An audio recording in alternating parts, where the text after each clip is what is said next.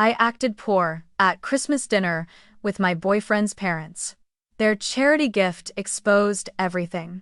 My name is Lena Parker, I'm 31, and I work as a senior financial analyst at a mid-sized tech company in Seattle.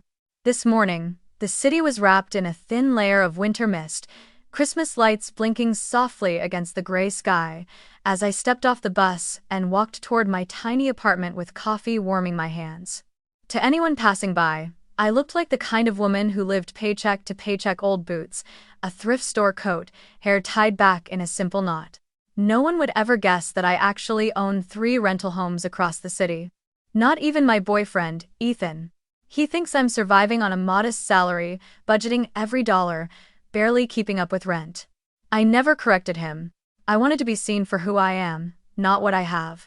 So, when he invited me to Christmas Eve dinner with his parents, warning gently that they care a lot about appearances, a quiet curiosity sparked inside me. I wanted to see how they'd treat a poor girl. But the moment the gifts were opened, everything changed. Tell me, have you ever hidden a part of yourself just to see how someone would react? I didn't grow up in a city of glass towers and coffee shops on every corner. My story began far from Seattle, in a quiet working-class town tucked between 2 low, pine-covered hills, one of those places where everyone knows the sound of everyone else's truck, where neighbors borrow sugar without knocking, and where Saturday mornings smell like wood smoke and cheap diner pancakes. My father was a handyman, the kind of man who could fix anything except his own exhaustion. My mother worked the checkout lane at the local grocery store for most of my childhood and later took a job as a part-time teaching aide at the elementary school. We didn't have much. Some months, when the winter bills hit harder than expected, we barely had enough. But in that small, drafty house at the edge of town, I learned what real wealth looks like long before I ever touched a spreadsheet. My earliest memories are of my father coming home with cold hands and sawdust in his hair, dropping onto the sagging sofa with a tired smile that somehow always found its way to me. He never complained, not about long hours, not about aching knees, not even about clients who paid late or paid less. Hard work isn't everything, he used to say, but it teaches you who you are. My mother, on the other hand, carried kindness the way some people carried jewelry, quietly, naturally, like it belonged to her. She always left an extra chair at the dinner table, just in case someone dropped by. And people did drop by. A neighbor who'd lost his job, a cousin whose wife had left him, a kid from down the street who needed somewhere warm to sit until his parents stopped fighting. We didn't have much food, yet somehow there was always enough to share. My parents never said the word integrity out loud. They didn't have to. They lived it in the way they treated people, freely, without conditions, without measuring anyone's worth by the size of their wallet. One evening, when I was 9, I remember asking my mother why she gave half of her holiday bonus to Mrs. Harper, the elderly widow who lived 3 houses down. Mom shrugged, stirring a pot of soup as if the answer were obvious. Because she needed it more than we did, she said softly. And because kindness isn't something you give only when you can afford it. That night, sitting on my creaky little bed with a worn blanket pulled to my chin, I realized something that has never left me. You don't have to be rich to live richly. You just have to give more than you take, and stand by your word even when it costs you. Growing up, money was always the shadow in the room, never discussed directly, but always there, shaping our choices. My father kept envelopes in the kitchen drawer, labeled rent, utilities, and emergencies, each one thin, bending at the corners. When I turned 15, he handed me one of the envelopes, grocery fund, and said, "This is yours now. Learn to stretch $1 until it sings." I laughed, but I took it seriously. Those early lessons in budgeting didn't come from textbooks or financial seminars. They came from counting coins at a kitchen table with chipped edges, from choosing between new shoes or school supplies, from learning that dignity isn't something poverty can take away unless you let it. When I reached high school, people around me began talking about college, the way some people talk about winning the lottery, something that happened to other people, somewhere else. My father told me I should dream anyway. My mother told me I should apply anyway. And I did. I applied for every scholarship I could find, big or small, writing essays late into the night at a borrowed computer in the school library. When the acceptance letter came with a full scholarship attached, I cried in the hallway before I even made it to the parking lot. My father hugged me so tight I couldn't breathe, and my mother called every relative she had ever met. To them, it wasn't just my scholarship. It was a door they'd spent their whole lives knocking on. College was the opposite of home: loud, fast, expensive. I lived in the cheapest dorm on campus, a rectangular box with peeling paint and a heater that rattled every time the temperature dropped below freezing. I ate instant noodles, saved every receipt, and worked 2 campus jobs, shelving books in the library and wiping down tables in the student cafe. I watched classmates buy things without checking price tags, and for a long time, I felt like I was made of different material, heavier, rougher, stitched together by necessity instead of choice. But I didn't resent them. If anything, I observed them the way an anthropologist observes another species. That's where I learned that wealth and character often walk separate roads. Some of the wealthiest students were the loneliest. Some of the poorest were the most generous. And I decided, quietly and firmly, that whatever kind of adult I became, I would never let money decide the kind of person I was. After graduation, I took the first job I was offered: a junior accounting position at a small logistics company. The office was cramped, the computers outdated, and the break room coffee tasted like burnt cardboard. But that little company taught me how businesses breathe from the inside. I learned to decipher financial statements the way some people read sheet music. I learned to solve problems without waiting for permission. And I learned something that shaped the rest of my life. Money doesn't grow by accident, it grows by discipline. It grows by patience. It grows when you stop trying to look rich and instead learn how to build stability, brick by brick, quietly, consistently, without applause. Those early years were not glamorous, but they were honest. And honesty, I've learned, is the strongest foundation one can build a life on. My childhood taught me many things, but perhaps the lesson that shaped me most was the constant, silent fear of losing our home.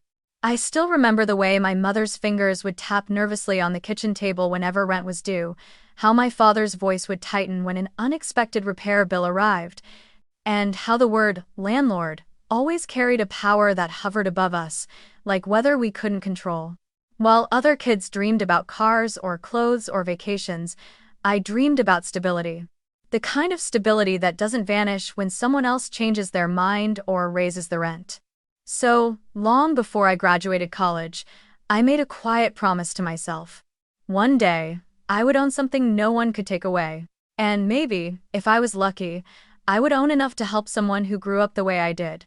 I didn't choose real estate out of ambition. I chose it out of memory. Out of watching my parents work too hard for too little and still worry every month. Out of wanting to build a life where no child of mine would ever have to overhear the whispered question, "Can we afford to stay?" That fear settled into me like a seed, and by the time I was in my 20s, it had sprouted into a kind of hunger not for wealth, but for safety. My first few years after college were nothing special. I earned barely enough to cover rent, student expenses, and the occasional indulgence of a grocery store bouquet to brighten my cramped, little studio. But I worked hard, I tracked every dollar. I took on overtime whenever it was offered. And when that still wasn't enough, I picked up small side jobs organizing tax documents for family, friends, babysitting on weekends, tutoring high school students in math. I wasn't trying to get rich. I was trying to build a foundation thick enough to stand on. When I turned 25, I hit my first milestone, $18,000 saved. It wasn't much by most standards, but to me it felt like a mountain's 6 years of sacrifice stacked inside a single number. I remember sitting on the floor of my apartment one night, the glow of my laptop lighting the pages of a cheap notebook filled with columns of rent prices and mortgage rates. That was the night I typed foreclosed homes outside Seattle into a search bar and stumbled onto the listing that would change everything: a 2-bedroom fixer-upper on the outskirts of Tacoma. The roof was sagging, the paint was peeling, and the previous tenants had abandoned it mid-renovation. But the price was low, shockingly low. Low enough that my hands shook a little as I did the math. I visited the house on a rainy Saturday morning. The front steps creaked like they were whispering secrets, and the living room smelled faintly of mildew and dust. My boots left marks on the unpolished floor as I walked from room to room. Most people would have turned around, dismissed it as a money pit, and walked away. But I didn't see rot or ruin. I saw walls waiting to be repaired, a kitchen waiting to be rebuilt, and my first real chance to turn fear into something solid. My father drove up from my hometown to look at it with me. He ran his calloused fingers along the cracked window frames and smiled through the rain. "It's ugly," he said, "but it's yours if you want it. And I can help you fix the bones." It's fast 5:30. 2 weeks later, I signed the papers. I cried on the bus ride home, not from joy or fear, but from the strange, electric feeling of stepping into a version of myself I had only ever imagined. The first house taught me patience. I spent evenings covered in paint, weekends scraping old tile, and nights learning plumbing through online tutorials that buffered every 5 minutes. When it was finally livable, I rented it to a young couple who had just moved from out of state. They treated the home with care, paid rent on time, and once left a thank you card on the porch that simply said, "Thank you for believing in us." That small gesture made every scraped knuckle worth it. And when the rent payments began to come in, steady and quiet, I felt something shift inside me. Passive income was no longer just a concept, it was a pathway. At 27, after a promotion at work and months of strict budgeting, I refinanced the Tacoma home and used the equity to put a down payment on a second property, a modest duplex in Kent. This one didn't need as much fixing, but it taught me something different: how to manage tenants, how to negotiate repairs, how to hold my ground with contractors who assumed my quiet voice meant inexperience. It took time, effort, and learning to say no without apologizing. But the duplex became my second anchor. The third home came when I turned 30, after another raise and a series of bonuses from projects I had poured every ounce of energy into. This one was my favorite, a small townhouse in a well-kept neighborhood just east of the city. The streets were lined with maple trees that turned golden in autumn, and neighbors decorated their porches with matching wreaths during the holidays. It was calm, safe, quiet, and unknowingly. It sat only a few blocks away from a place that would later matter far more than I expected. With 3 homes, my financial life changed. Not in a glamorous way, no luxury cars, no designer clothes, no rooftop apartment overlooking the skyline. Instead, it changed in the way my breath eased each morning, in the way fear loosened its grip around my ribs, in the way I could send a check to my parents without them knowing it came from sacrifice. But even with 3 properties under my name, I still chose to live in a small rented apartment, the kind with thin walls and a window that fogged every winter morning. People sometimes assume that when someone climbs the ladder, they want the world to see it. But I didn't. I never wanted my value to be measured by granite countertops or hardwood floors. I want people to see me. I once told my mother, not my portfolio. And pretty actions. If buying my third townhouse marked a quiet turning point in my financial life, then meeting Ethan marked a turning point in the part of my life that money could never touch. It happened during a cold December morning 2 years ago, the kind where the wind slices through even the warmest coats and people walk with their shoulders hunched, breath fogging in the air like ghosts trailing behind them. I had stopped at a small cafe near my office, a place known for oversteamed lattes and stale pastries, but blessed with one thing I desperately needed that morning: a working outlet. My laptop battery was dead, and I had a report due before noon. The cafe was packed with holiday shoppers taking refuge from the cold, children tugging at mittened hands, Christmas music humming softly in the background. I found the last open seat near a wobbly table, dropped my bag, and plugged in my laptop just as someone behind me bumped my chair. When I turned around, I saw him tall, wrapped in a navy coat dusted with snowflakes, eyes soft and apologetic. "I'm so sorry," he said, hands raised slightly as if approaching a startled animal. "That stroller drove me right into you." I glanced past him and saw a flustered couple maneuvering a stroller the size of a small car. I laughed. "You're forgiven," I said, scooting my chair in. "Not your fault." He smiled, the kind of smile that rose all the way to his eyes. "I'm Ethan." That was it. No pickup line, no exaggerated charm, just a simple introduction from a man who looked both confident and kind, which is a rare combination to find in a coffee shop during holiday season chaos. We made small talk between sips of lukewarm coffee, and when he noticed I was working, He didn't hover or try to impress me. Instead, he asked what I was reading, what music I liked, what podcasts I listened to during my commute. Not once did he ask what I earned or where I lived.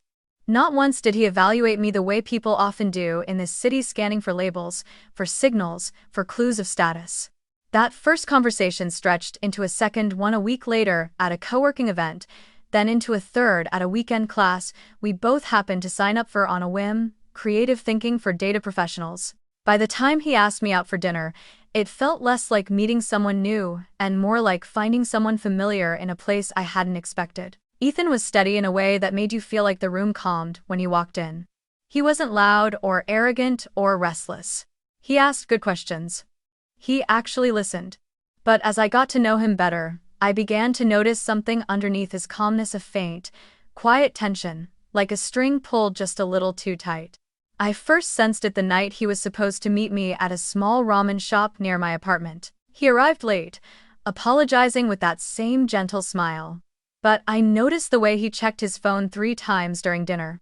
When I asked if everything was okay, he exhaled slowly and said, "My mom's just particular. She wants to know everything I'm doing." Everything.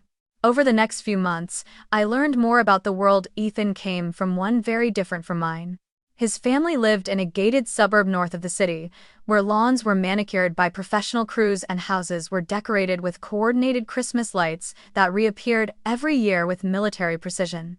His father, Richard, was a high-profile corporate attorney. His mother, Elaine, was an event planner for luxury holiday galas, the kind that raised money for charity while serving dinners costing more than my monthly grocery budget. They weren't bad people, not exactly. But they belonged to a world where expectations were woven into every conversation, where reputation mattered almost as much as affection, where every family dinner felt like a performance graded silently from across the table. Ethan once told me, in a moment of unguarded honesty, growing up, I always felt like I had to be perfect. Like one wrong move and everything would collapse. Collapse? I asked. He shrugged, not literally. But I saw the way my parents reacted when things didn't go their way, how they tightened, how they whispered, "There's a right way to live," in their eyes. A right job, a right partner. A right version of the future. And the pressure to get it right. He didn't finish the sentence. He didn't need to. The weight of it hung in the space between us. That was the moment I understood the tiny shadow behind his smile. Ethan wasn't afraid of failing, he was afraid of disappointing people who confused image with worth. People who, as I would later learn firsthand, measured others by the sharpness of their clothes or the shine of their careers. And maybe that was part of the reason I didn't tell him about the houses. Maybe it was unfair, maybe I should have trusted him sooner. But I had spent years building my financial life brick by quiet brick, with no applause, no audience, no need to display anything. I didn't want to become a version of myself filtered through someone else's expectations. And I needed to know deep in my bones that Ethan liked me for who I was on those quiet mornings with my thrift store coat and grocery store coffee. So when he once asked casually, "Where do you live? Is it close to downtown?" I simply said, "I rent a small place. I get by. I'm fine." And it was true in its own way. I did rent a small place, and I did get by. I just didn't add the rest. I didn't tell him about the townhouse with the maple trees. I didn't tell him about the duplex or the Tacoma home that had become my first real victory. I didn't tell him about the tenants who sent me holiday cards or the spreadsheets I updated late at night to track mortgages and maintenance expenses. I kept all of that tucked quietly behind the version of myself I chose to show, a version unburdened by assumptions, free from the scrutiny I had watched wealthy families inflict on one another. I wanted love to grow on neutral ground, not on numbers, not on assets, not on the silent calculation of what I could offer someone's future. The first real warning sign arrived on a quiet Wednesday evening in early December, a few weeks before Christmas Eve. I was chopping vegetables in my tiny kitchen, really just a narrow strip of counter by the sink, when my phone lit up with Ethan's name. I answered with a smile, expecting his usual warmth, but instead I heard a slightly strained pause before he said, "Hey, my mom wants to talk to you. Is now okay?" I froze for a second, the knife hovering above a half-cut carrot. "Your mom?"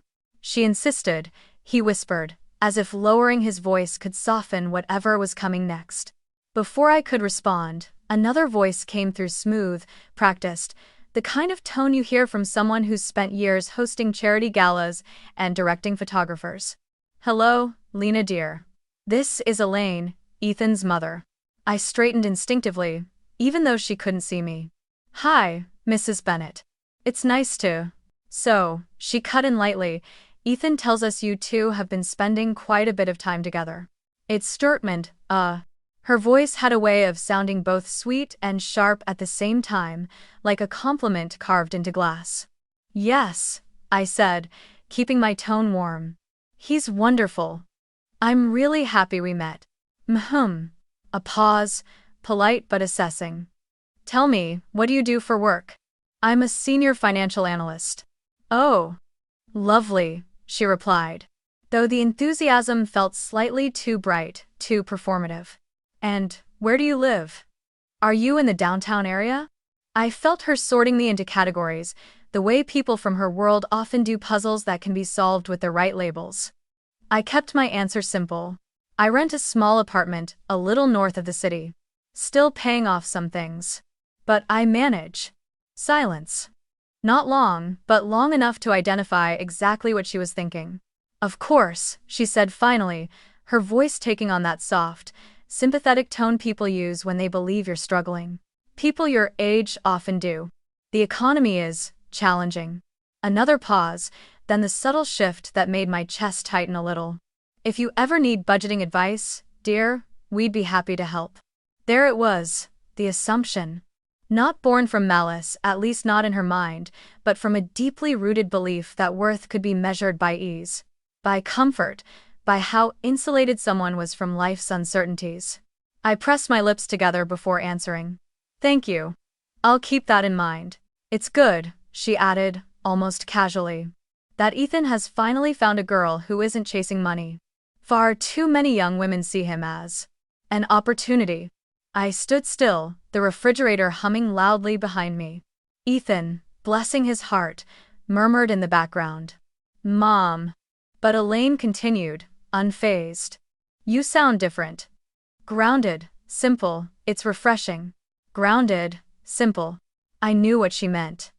I knew precisely which box she had placed me into, the humble, sweet girl who doesn't have much and therefore must be grateful for whatever she receives. And for a moment, I felt that old familiar sting. The one I thought I had outgrown, the sting of being judged through the filter of appearance, a stranger's first impression calcifying into a conclusion they would never question again. That feeling pulled me backward into a memory I had buried for years. A job interview right out of college, when my only pair of black flats had a faint scuff on the toe. I remembered sitting in a leathery office chair while the hiring manager's eyes flicked down to my shoes, lingering just long enough for me to feel it.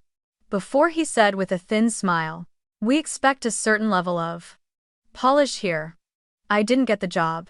Not because I lacked skills, my test scores were the highest of all candidates, but because someone with shiny heels walked in after me. Back then, it had taken all my strength not to cry on the bus ride home. That day taught me something I had never forgotten. Some people look at what you wear and think they're seeing who you are. So, standing in my small kitchen now, listening to Elaine describe me as refreshing, in the way people sometimes describe thrift stores or old-fashioned manners, I understood exactly what was happening. She wasn't talking to me, she was talking to the version of me she had invented in her head, shaped entirely from the handful of sentences I'd offered.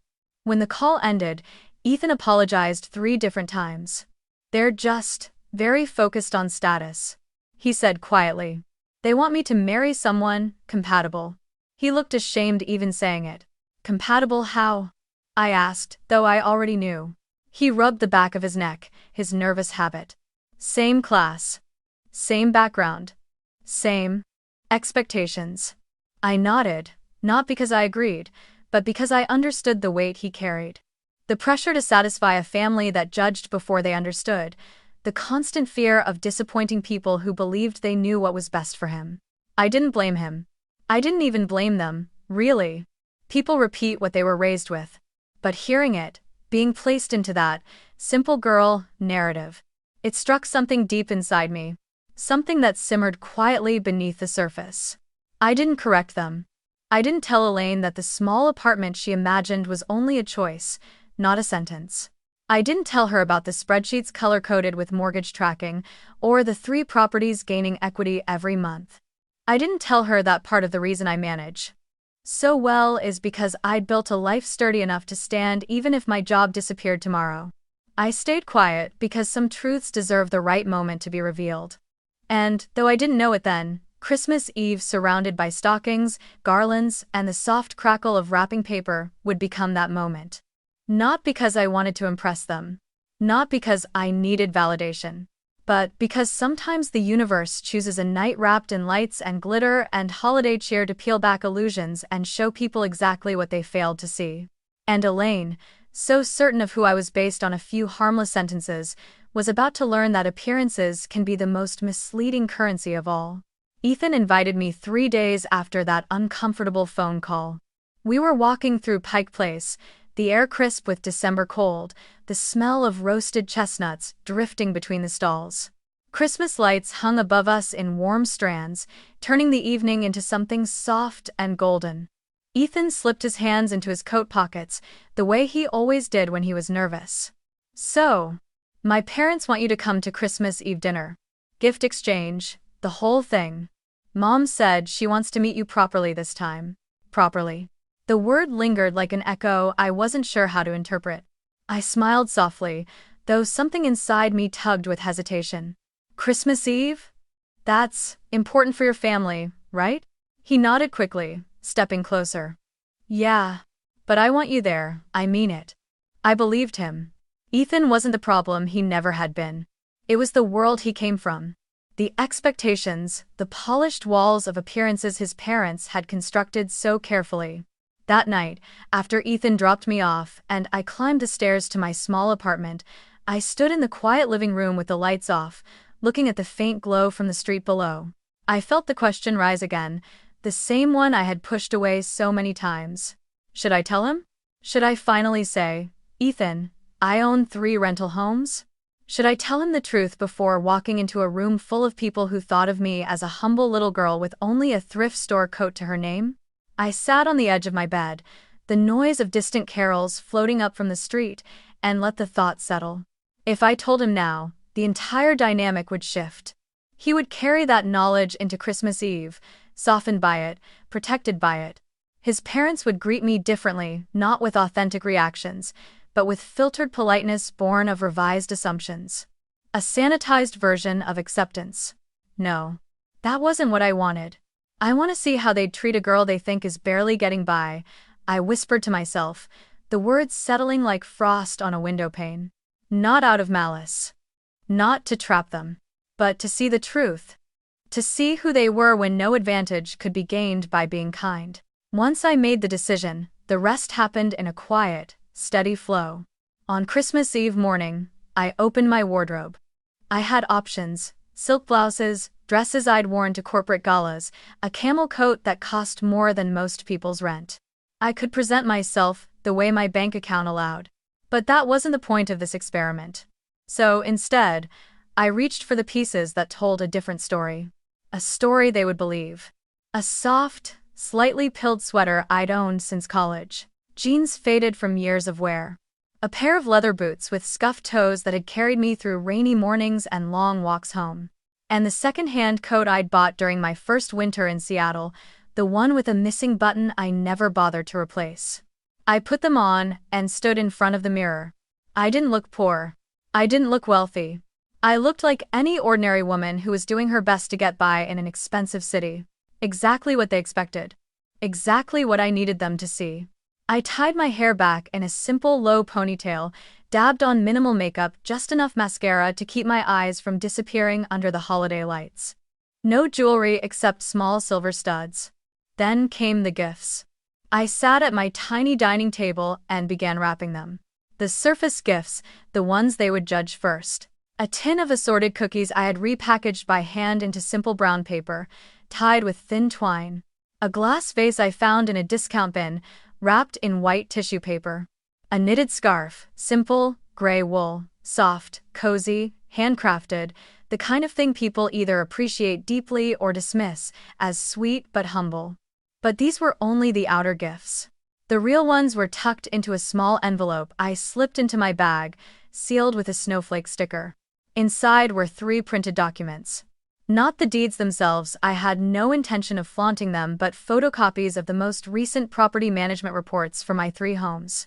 They weren't flashy, just spreadsheets and confirmation letters. But they were undeniable.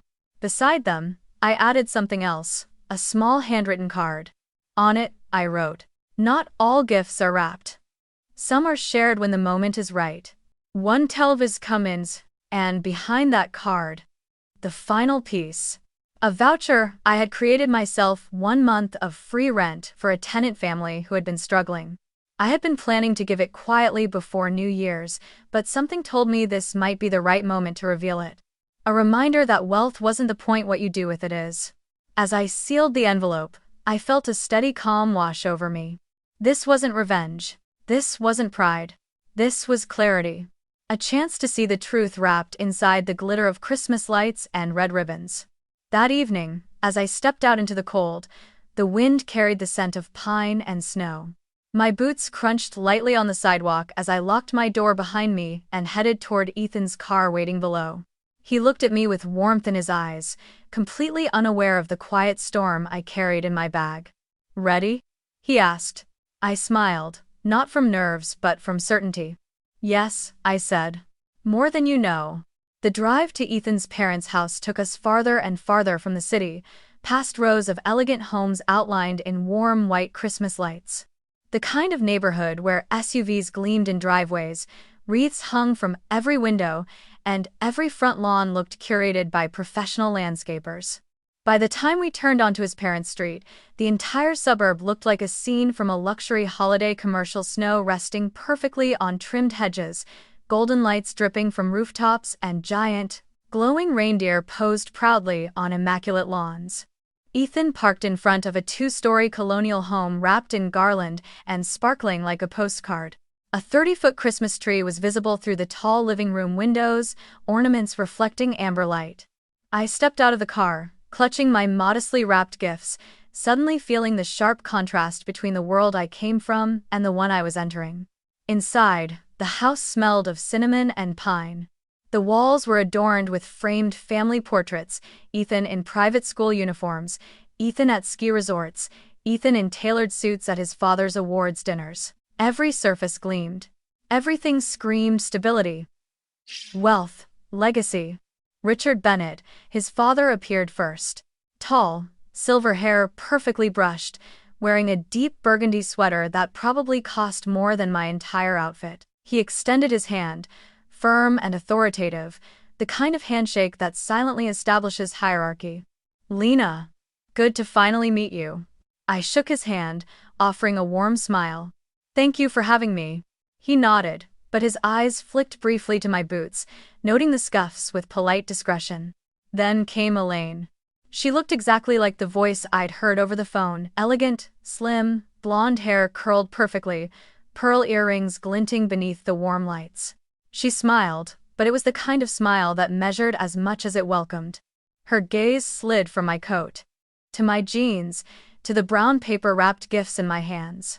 "Oh, sweetheart," she said in that soft, gracious tone that somehow made you feel smaller. "You didn't have to bring anything. I know how tight budgets are these days. Is not was no stands, is next duns."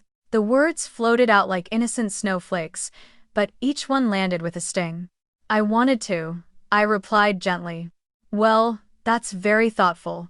Her eyes lingered on the twine-wrapped cookie tin. "Very sweet." We moved into the living room. The Christmas tree towered above us, surrounded by piles of beautifully wrapped gifts, silver paper, velvet ribbons, tags embossed with gold calligraphy. Mine, in contrast, looked like something from a thrift shop holiday fair. Ethan squeezed my hand, noticing my silence. "It'll be fine," he whispered. Dinner was served shortly after: roast beef, glazed carrots, scalloped potatoes arranged like something you'd see in a holiday magazine spread. I sat beside Ethan, across from his parents. pretending not to notice the glances exchanged between them every time I answered a question modestly. "So, Lena," Richard began as he passed the gravy boat, "Ethan tells us you rent a small place in the city." "Yes," I said, smiling lightly. "It's cozy. I like it." He nodded with a sympathetic hum. "I suppose it's hard to get ahead when rent keeps rising." "It is challenging," I replied, keeping my tone neutral. Elaine chimed in gracefully. "Oh, Richard, don't depress the poor girl. I'm sure she works very, very hard just to keep up with her bills." She smiled at me with an almost maternal gentleness, one that didn't comfort but rather suffocated. My fork paused midair. Ethan tried to interject. "Mom, that's..." But she continued effortlessly. "I just hope you're not depending on Ryan too much financially. He's always been very generous." I felt something tighten in my chest, a small ache that wasn't quite anger and wasn't quite sadness, more like the quiet sting of being underestimated so completely. "I'm quite independent," I said softly. "Oh, of course," she replied automatically, with the tone of someone who didn't believe a word but wanted to appear polite. "It's just important that he finds a partner who understands stability." Stability. There it was again. That word people from her world used like a velvet-coated weapon. Dinner continued with conversations about real estate, ironically. Richard proudly discussed their investment properties, the way interest rates were affecting market demand. Elaine described a bidding war on a home in their neighborhood. They spoke the language of ownership with ease, privilege woven through every sentence. I sat quietly, nodding, pretending to be just a renter, barely understanding their world, while in my mind I could see spreadsheets of my own properties. Calculate net yield. Think about long-term appreciation curves. But I said nothing. Not yet. That wasn't the purpose of this night. Elaine took a sip of wine and added casually, "It's just funny, isn't it? People renting these days pay almost the same as a mortgage. But I suppose not everyone is ready for that responsibility." I smiled faintly. "I guess not." Another micro-smile from her, gentle, pitying, perfectly sharpened. "It's admirable that you're doing your best." Ethan's jaw tightened. He reached under the table, holding my hand, but his grip was weak, not protective, not assertive, just worried. That hurt more than anything his parents had said. He wasn't standing with me. Not yet. And maybe he didn't even know how. I kept my expression soft and unbothered, but inside, a small valley opened, quiet disappointment, settling like cold snow. Not enough to break me, just enough to chill the space between my ribs. Dinner dragged on with stories from their world ski trips, charity galas, art auctions. I played along, answering politely, smiling when appropriate, even laughing softly when Richard recounted a story about Ethan's disastrous teenage attempt to hang Christmas lights. But every now and then, a small comment slipped through, gentle, subtle, and shaped perfectly to look harmless. "We're so glad Ryan finally found someone down to earth. I have tendon. It's refreshing to meet a girl who isn't overly ambitious. I hope you don't feel overwhelmed by our lifestyle, dear." Each one was a tiny cut, disguised as courtesy. A quiet reminder of my supposed place at the table. Ethan tried to change the subject several times, but his attempts scattered weakly, like sparks dying on snow. He wasn't ready to confront them. And a part of me understood: old habits, old fears, old expectations. Still, the ache settled deeper.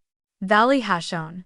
The first real descent. Not dramatic, not loud, just a soft, sinking feeling that reminded me why I had started this experiment in the first place. To see who they were. And to see who Ethan would choose to be.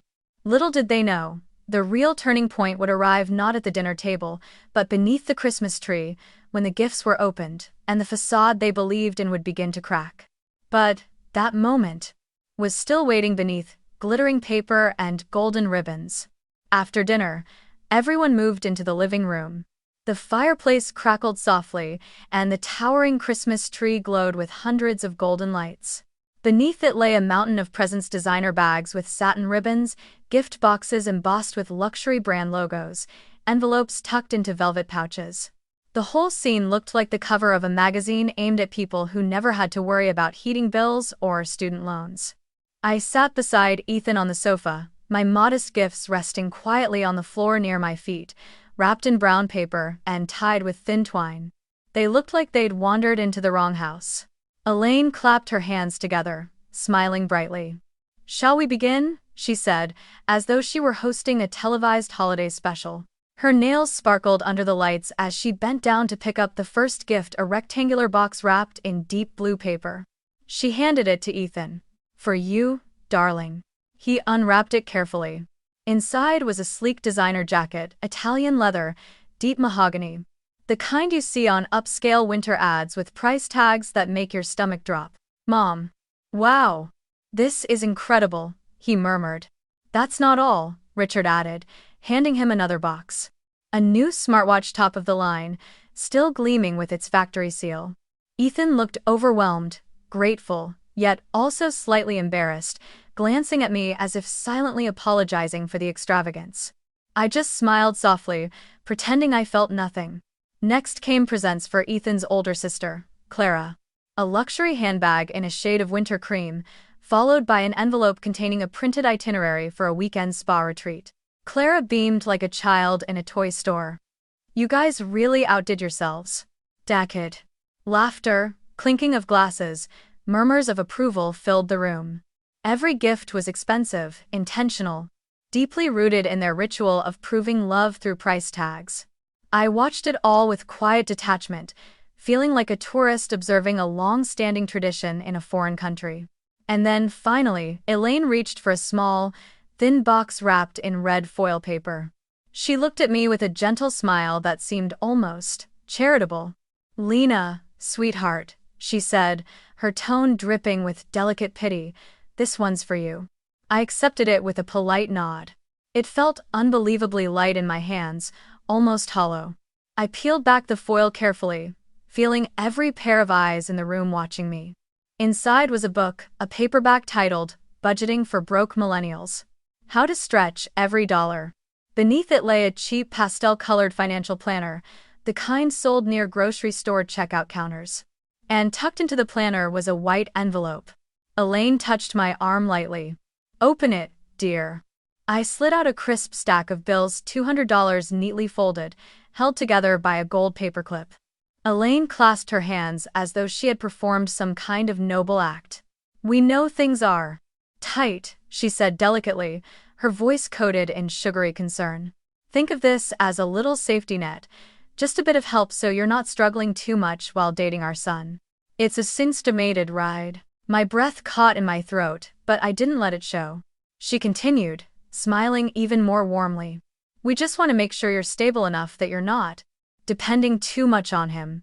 Richard added with a chuckle, "And we certainly wouldn't want anyone after Ryan for his future security, right?" There it was. The insult wrapped inside a bow. The implication so sharp it sliced straight into my chest.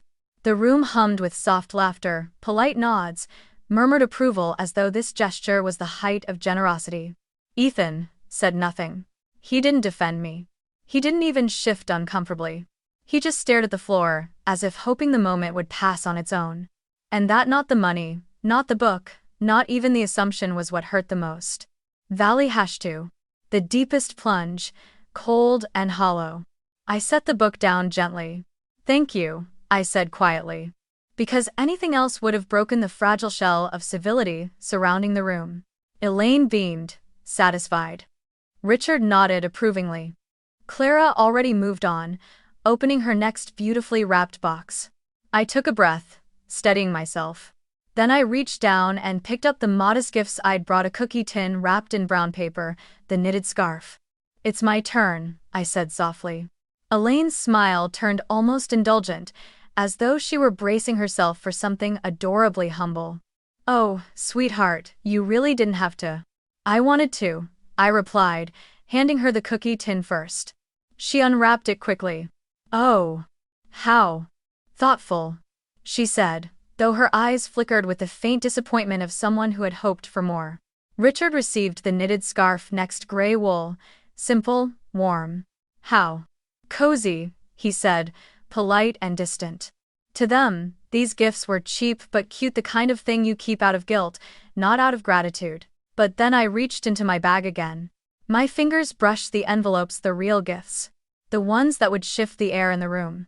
I actually have something else for each of you, I said, handing the first envelope to Elaine, then to Richard, then to Clara. Something a little more personal. Elaine raised an eyebrow, curiosity lifting her expression. The envelopes were thin, unassuming white paper sealed with simple snowflake stickers. "What's this?" she asked lightly. "Something I wanted to give you all," I replied, my voice calm. My heartbeat steady. Around me, the room fell quiet, not tense yet, but expectant. They were waiting for something sentimental, maybe a handwritten poem or a heartfelt letter. Something appropriately modest for someone like me. Instead, they were holding the opening thread to a truth none of them had even imagined. Under the glow of the Christmas tree, wrapping paper strewn around us like fallen leaves, they lifted the flaps of those envelopes completely unaware that the world they thought they controlled was about to tilt. And the moment they looked inside, everything shifted. For a moment, the room felt perfectly still, as if even the golden lights on the Christmas tree paused their flicker. Elaine held the envelope delicately, her manicured nails tapping the edge as she slid out the papers. Richard leaned slightly forward, curiosity pulling his brows together.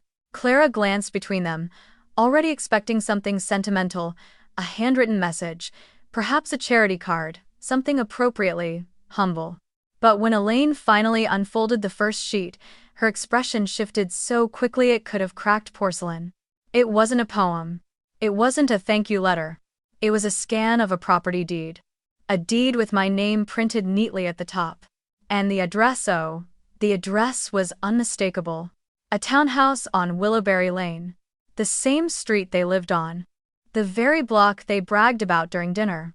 Her eyes darted to the second sheet, a management statement from a property company, showing rental income projections, maintenance notes, and a small holiday discount I had personally approved for the tenant, a single father with 2 kids who had been struggling after unexpected medical bills.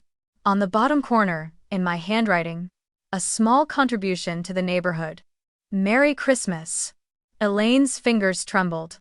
She looked at me, then at the page, then back at me as if her brain refused to accept what her eyes were seeing. You own this?" she whispered, her voice thin as tissue paper.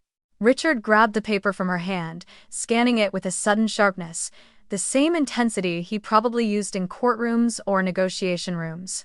He flipped to the second envelope, the one he'd been given, and slid out another set of papers.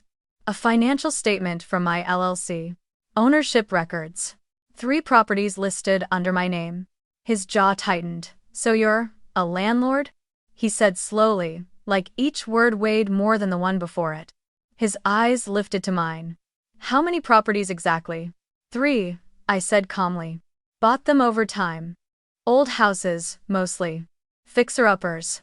Nothing extravagant." Elaine blinked rapidly, color draining from her face. I don't understand." "Ethan said you rent a small apartment." "I do." I nodded, by choice. The room went utterly silent. Even the faint hum of the heater seemed to withdraw, giving space to the weight settling between us.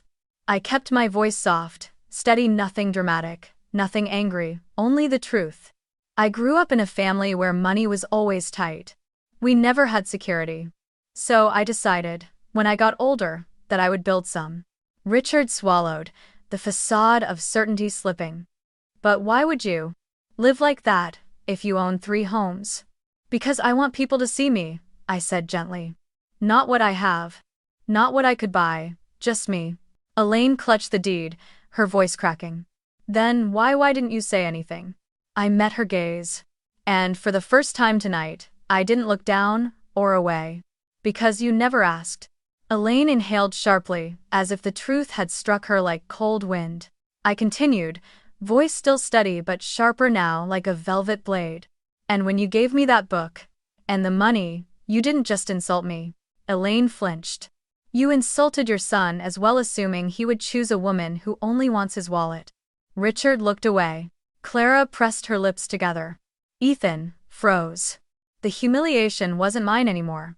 It shifted, moving like a quiet storm across their perfect living room. I placed the envelope of money on the coffee table gently, pushing it toward Elaine. Maybe, I said softly. You can donate this to a family who truly needs it. I already remember what it feels like to be one of them. It stood on. Elaine stared at the bills, unable to touch them. Richard cleared his throat, trying to gather the pieces of his authority. Why didn't you correct us at dinner? Or earlier? Why let this play out? Because this is who you are when you think I have nothing, I answered simply. And that was something I needed to see clearly. Ethan finally spoke, his voice small. Lena, I turned to him. His face was pale, eyes full of shame. His silence earlier, the quiet shrinking. The way he let his parents speak for him sat between us like a cold shadow. You could have said something, I whispered. Anything. He closed his eyes. I didn't know how. And that, in a strange way, hurt more than anything else tonight. I stood slowly, smoothing my sweater, making sure my voice didn't waver. I'm not angry, I said quietly. Just disappointed. I didn't expect your parents to understand me, but I hoped you would. His action is verted. Elaine reached out slightly, her voice breaking. Lena, dear, please, we never meant. But I held up a hand gently. Not rude, just final. I know what you meant. A soft, sad smile curved at my lips. And I know what you didn't bother to find out. The Christmas lights twinkled behind me as I stepped back, the warmth of the room suddenly suffocating. I picked up my coat, my scarf, the small tin the cookie box had come in. Thank you for dinner, I said with sincerity, not bitterness. And Merry Christmas. Elaine's lips parted as if she wanted to apologize again, but no words came. Richard stared at the envelope on the table as though it were a mirror reflecting something he didn't want to see. Clara looked away, cheeks flushed with secondhand shame. And Ethan? He stood, reaching for my arm, but stopped short, unable to find the right gesture, the right sentence to bridge the gap. Lena, please. Stay. Let's talk. I shook my head. Not tonight. I walked toward the door, each step steady despite the tightness in my chest. Ethan's voice cracked behind me, soft enough that maybe only the Christmas tree truly heard it. I'm so sorry. I paused at the doorway, not turning around, but letting the words settle into the quiet air. Then I stepped outside. The cold winter air hit me like a shock, but also like freedom, crisp, honest, unfiltered. My breath rose in the dark, forming little clouds of warmth that faded into the night. Behind me, through the window, the Bennett family sat frozen in a glittering, perfect room now dimmed by truth. And I walked down the snowy path alone, hurt, yes, but carrying something heavier than humiliation and stronger than pride. My dignity. My self-worth. My choice. P-2 wasn't about triumph. It was about reclaiming the part of myself I refused to let anyone diminish even on Christmas Eve. And as the cold wind wrapped around me, I whispered softly into the winter night. I am my own safety net. The cold air outside the Bennett's house wrapped around me like a second skin as I stepped off their porch and into the quiet Christmas Eve night. Snow drifted slowly from the sky, soft and silent, dusting my hair and coat as I walked down the long driveway.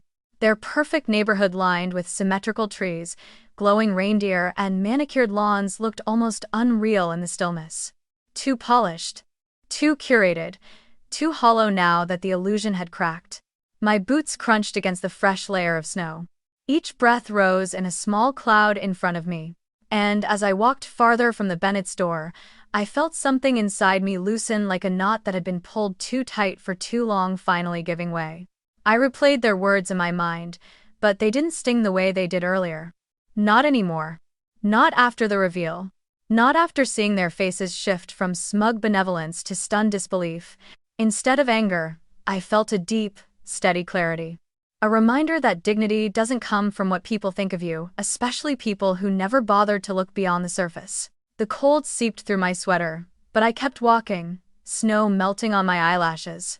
For a moment, I remembered the younger version of me, the girl who used to work double shifts, whose bank account would dip to its last $20, who'd once been dismissed by a hiring manager because her shoes weren't expensive enough. I remembered how that girl cried in the bathroom at her campus library, wondering if she would ever be taken seriously. And, For the first time in years, I wished I could hug her. Tell her she'd be okay. Tell her she'd own 3 homes one day. Tell her no perfectly decorated Christmas house could take her worth away again. By the time I reached my apartment, my hair was wet, my cheeks numb, my fingers stiff from the cold. But I felt strangely lighter, stripped of the weight of pretending, stripped of fear, stripped of the need to prove anything to anyone. I slept hard that night, exhaustion pulling me under like a wave. It wasn't until late the next morning, Christmas Day, that my phone buzzed repeatedly on the nightstand. Ethan's name flashed across the screen. I let it ring once, twice. Then I answered. Lena? His voice was rough, tired, like he hadn't slept at all. Yes. I'm so sorry. He took a shaky breath. Last night after you left, I lost it. I yelled at them, really yelled. I told them they treated the woman I love like a charity case. The woman I love. The words hung in the air, warmer than the sunlight creeping through my curtains. I didn't say anything right away.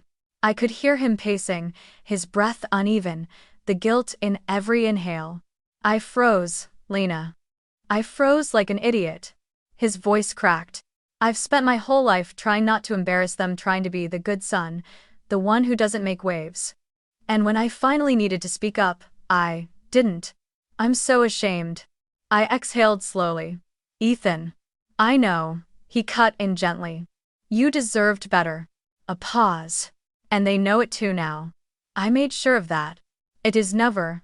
I imagined the Bennett's perfect dining room, silent, humiliated, maybe even reflecting, but I didn't cling to the image. I wasn't looking for revenge anymore. I wasn't even angry. A few days later, after the city thawed a little and the holiday haze began to fade, Ethan asked if we could meet. I agreed. We chose a small cafe near Pike Place, nothing fancy, nothing curated. A warm spot with fogged windows, worn wooden tables, and the lingering smell of cinnamon. I arrived early and sat in the corner, watching couples pass by outside bundled in scarves and long coats. Ethan walked in a few minutes later, shoulders tense, eyes searching for me. When he spotted me, his expression softened, almost fragile. Hi, he murmured as he sat down. Hi. For a moment, neither of us spoke. The silence wasn't hostile, it was thoughtful, contemplative. Ethan wrapped his hands around his mug, as if grounding himself. When I was growing up, he began quietly, the rule was always the same. Don't embarrass the family. Don't push back. Don't make them look bad. He gave a humorless laugh. I thought I'd grown out of that. Turns out I hadn't. I listened, watching the way his eyes flickered with shame and honesty. He continued. When they started talking down to you, I felt myself split. Part of me wanted to fight. But the other part, the one that's been conditioned since I was a kid, just went silent. I didn't realize until last night how much silence can hurt someone. I set my mug down. Ethan. I never needed you to be perfect. I just needed you to see me. He looked up sharply. And I saw something raw in his expression, fear, regret, but also a desire to grow. I did see you, he whispered. I just didn't protect what I saw. My chest tightened, not with hurt, but with something bittersweet. I also need to admit something, I said softly. This whole experiment, not correcting them, it wasn't just curiosity. I took a breath. I've spent so much of my life being afraid someone would love me for the wrong reasons. For money, security, what I could provide. I wanted to know if you'd love me even when you thought I had nothing. His eyes widened, but he didn't interrupt.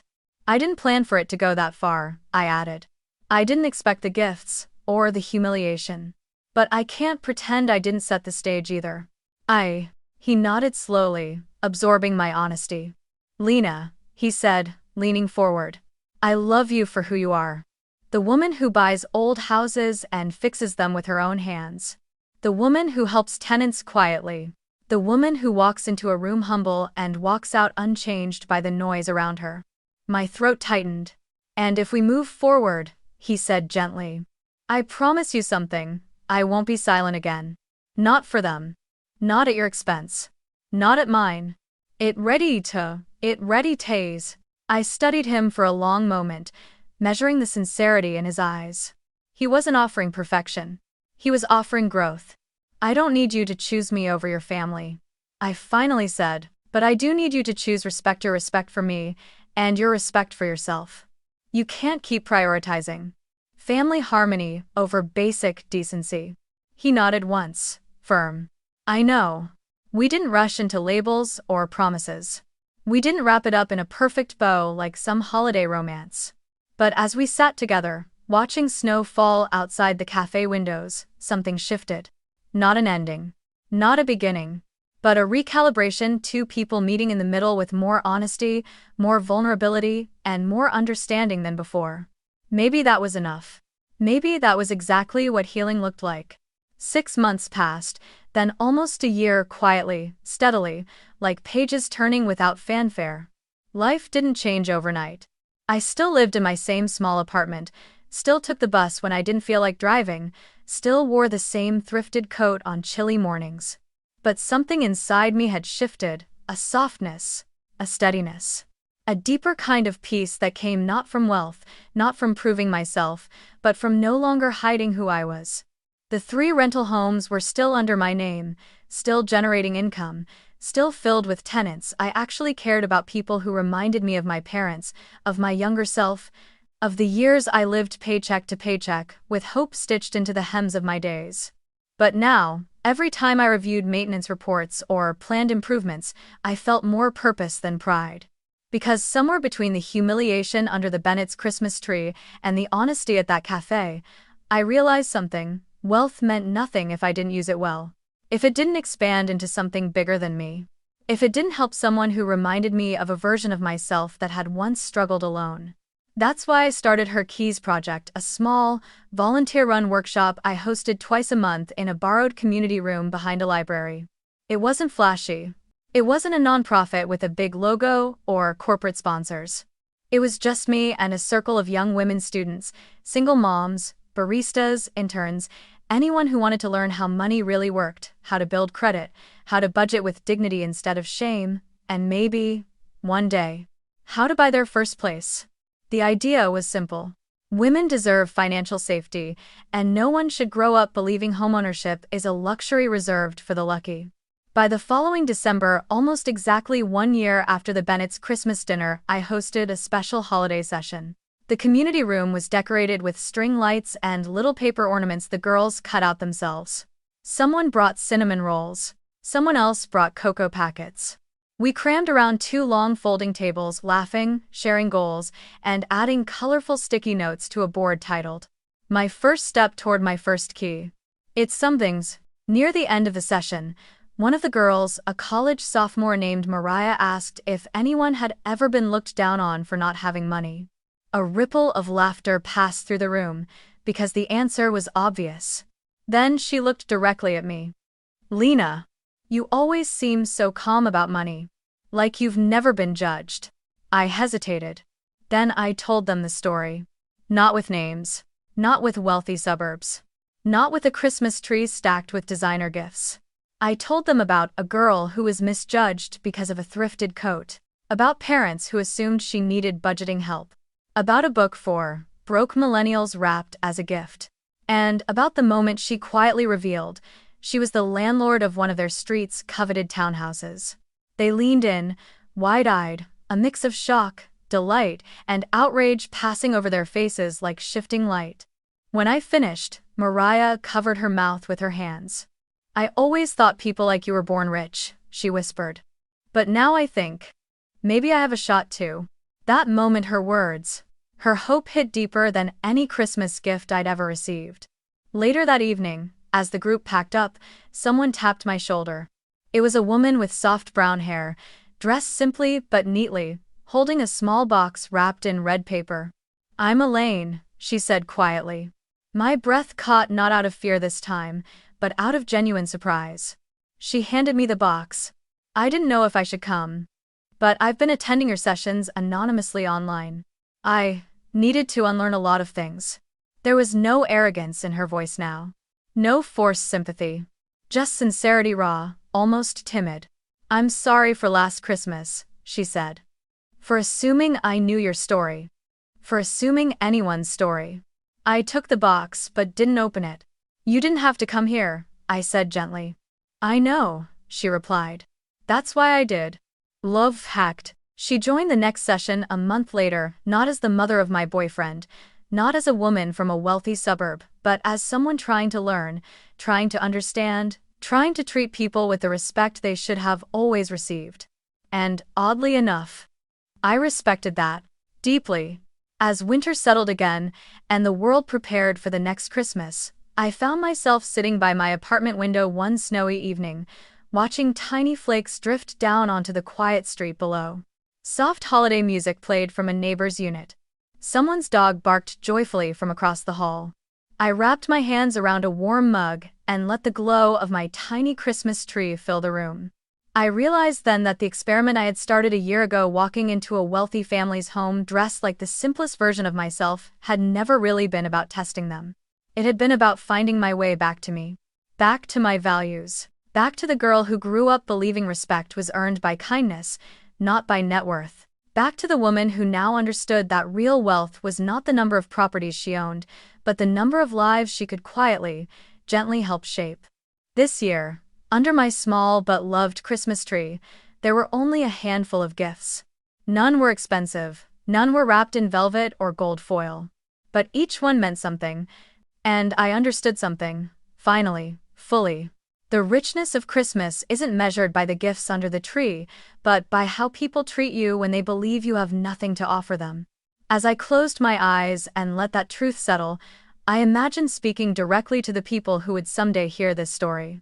Don't let anyone measure your worth by your paycheck, your outfit, or the assumptions they make when you walk into a room. Wealth doesn't define dignity. And dignity is the kind of wealth no one can take from you. A soft smile warmed my face as I lifted my mug.